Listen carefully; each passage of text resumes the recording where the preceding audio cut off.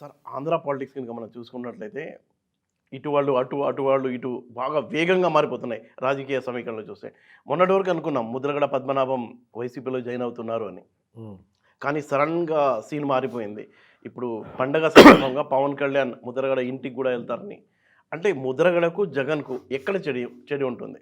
ఇప్పుడు ముద్రగడ్డ అనేది కాపు సామాజిక వర్గానికి నాయకుడు ఆయన. హ్మ్. అనేక కాపు ఉద్యమాలు ఆయన చేశాడు కాపు సామాజిక వర్గం కొరకు.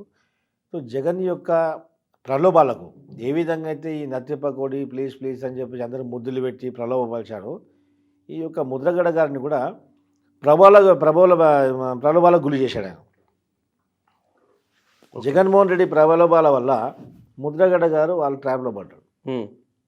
కానీ ఆయన ఒక పరిపక్వత చెందిన నాయకుడు, చివరికి మొండి చేయించాడు. పరిపక్వత చెందిన నాయకుడు కాబట్టి ఈరోజు తెలుసుకున్నాడు. హ్మ్. కాపు సామాజిక వర్గం యొక్క నాడి తెలుసుకున్నాడు. హ్మ్. వాళ్ళ యొక్క మనోభావాలు ఏ విధంగా ఉన్నాయి. కాపు సామాజిక వర్గం అంతా ఇప్పుడు రోజు ఏకతాటిపై వచ్చింది. ఓకే. పవన్ కళ్యాణ్ కాపు సామాజిక వర్గం కూడా అంతా కూడా వారి యొక్క నాయకునిగా వాళ్ళు ఎలాబరేట్ చేయడం, వాళ్ళందరూ ఏకతాటిగా పోయి వాళ్ళు తీసుకున్న డిసిషన్ అది. హ్మ్. సో సామాజిక వర్గం అంతా ఒకవైపు ఉంటే ఆ సామాజిక వర్గంకు చెందినటువంటి నాయకుడు వేరే వైపు ఉండడం అసాధ్యం. అవును. సంభవించే అది విషయం కాదు ఆలోచించకూడదు కాదు. అవును. సో అలాంటప్పుడు ఏమైందంటే కాపుల యొక్క మనోభావాలకు అనుకూలంగా పవన్ కళ్యాణ్ గారితో కలిసి వెళ్తేనే మనకు నెక్స్ట్ భవిష్యత్తు ఉంటుందని చెప్పేసి వాళ్ళు డిసైడ్ చేయడం. వైసీపీ నేతలు ఎవరు తన ఇంటికి రావద్దని కూడా చెప్పారంట. అదే వైసీపీ చేస్తున్నటువంటి అరాచకాలు, హ్మ్. వైసీపీ పెడుతున్నటువంటి కులాల మధ్య, ఈ యొక్క సంఘాల మధ్య, సామాజిక వర్గాల మధ్య పెడుతున్నటువంటి చిచ్చు, కొట్లాడబెట్టి తమాషాలు చూస్తున్నటువంటి ఈ యొక్క ప్రక్రియ అనేది జగన్మోహన్ రెడ్డికి వచ్చినటువంటి వెనుక వచ్చిన విద్య అది. హ్మ్. సో జగన్మోహన్ రెడ్డి యొక్క చర్యలు, జగన్మోహన్ రెడ్డి యొక్క కార్యక్రమాలు, ఆయన పరిపాలిస్తున్నటువంటి పరిపాలన తీరు, ప్రజా వ్యతిరేక కార్యక్రమాలు అన్నీ కూడా చూసి హ్మ్. ఈ రోజుల్లో ఈ యొక్క నియంత ప్రభుత్వాన్ని గద్దెదించాలంటే హ్మ్. బలమైన ప్రతిపక్షం కావాలి.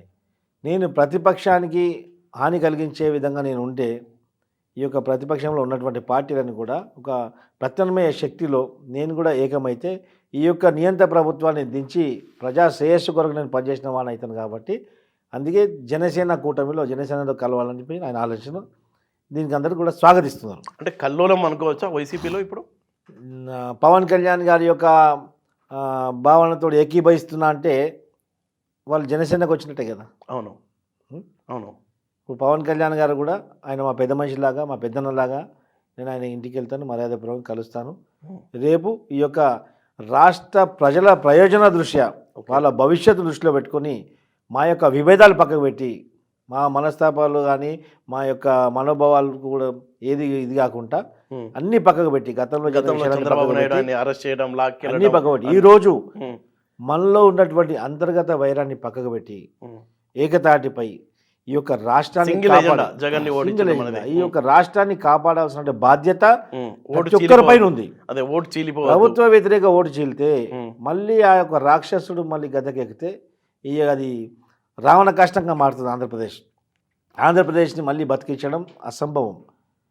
అందుకని చెప్పేసి అన్ని సంఘాలు, అన్ని సామాజిక వర్గాలు కూడా ఈరోజు ఏకతాటిపై వచ్చి ఈ యొక్క జనసేన తెలుగుదేశం కూటమికి మద్దతు ఇవ్వడానికి రెడీగా అయ్యారు. అవును. ఈరోజు జనసేన తెలుగుదేశం పార్టీ యొక్క శ్రేణులు అభిమానులు కాకుండా వైసీపీలో ఉన్న కార్యకర్తలు కూడా తెలుగుదేశం ఈ యొక్క కూటమి రావాలని చెప్పేసి ఆలోచిస్తున్నారు. ఇప్పుడు సీట్లు రాని వాళ్ళంతా వెళ్తున్నారు కదా, వాళ్ళు స్క్రాప్గా చూస్తున్నాడు కదా జగన్. అది హిట్ ఆఫ్ ఫట్ అనుకోవచ్చా? ఇక్కడ నుండి కేశినేని నాని 2 సార్లు ఎంపీ పదవి చేశాడు. ఆయన 10 సంవత్సరాలు ఎంపీగా ఉన్నాడు మా దగ్గర.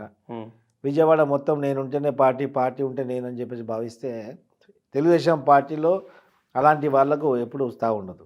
అవును.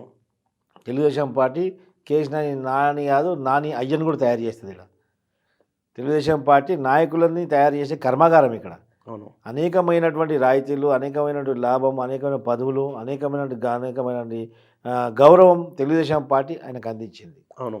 అయినప్పటికీ కూడా ఒక విశ్వాసం లేని కుక్కగా అధికారంతో ఒక 10 సంవత్సరాలు ఎంపీగా ఉండి మదమెక్కి పశువులాగా ప్రవర్తిస్తే ఏం చేస్తాము?